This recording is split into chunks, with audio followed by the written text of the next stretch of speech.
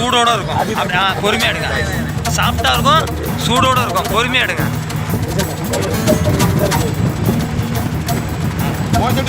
அமைதியாக ஒதுக்குங்க. அமைதியாக ஒதுக்குங்க.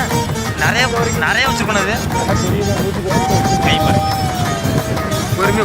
பொறுமையாக கிண்டாதீங்க. அப்படியே மேலால உட்காந்துருந்துச்சு. ஆனால் எவ்வளோ ஆழம் வச்சுருக்கோம்.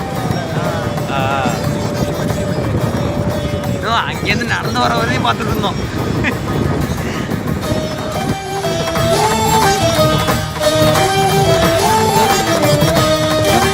திருச்செந்தூர் முருகன் கோயில் கடற்கரைக்கு ராட்சச ஆமை ஒண்ணு வந்து முட்டையிட்டு போயிருந்திருக்கு. இத பக்தர்கள் ஆச்சரியத்தோட பார்த்திருக்காங்க. கிட்டத்தட்ட 99 முட்டைகளை வனத்துறையினர் கைப்பற்றியிருக்காங்க. வாங்க இதை பத்தி விரிவா இந்த வீடியோல பார்க்கலாம்.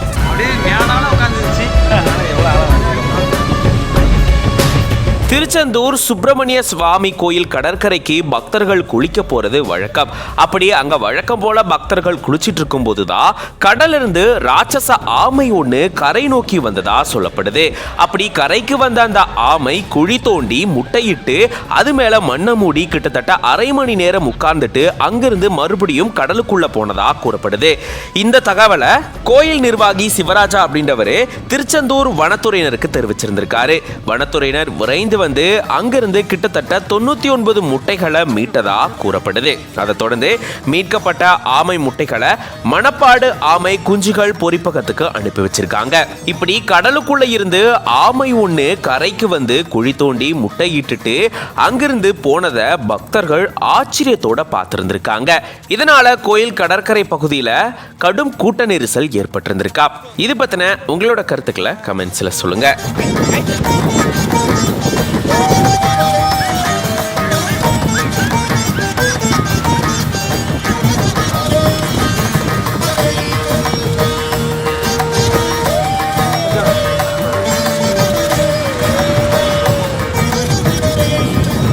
சாஃப்டாக இருக்கும், சூடோட இருக்கும்.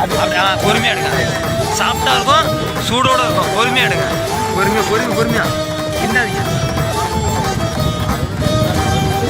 அப்படியே மேலால உட்காந்துருந்துச்சு. ஆனால் எவ்வளோ ஆழம் அடிச்சிருக்கோம்.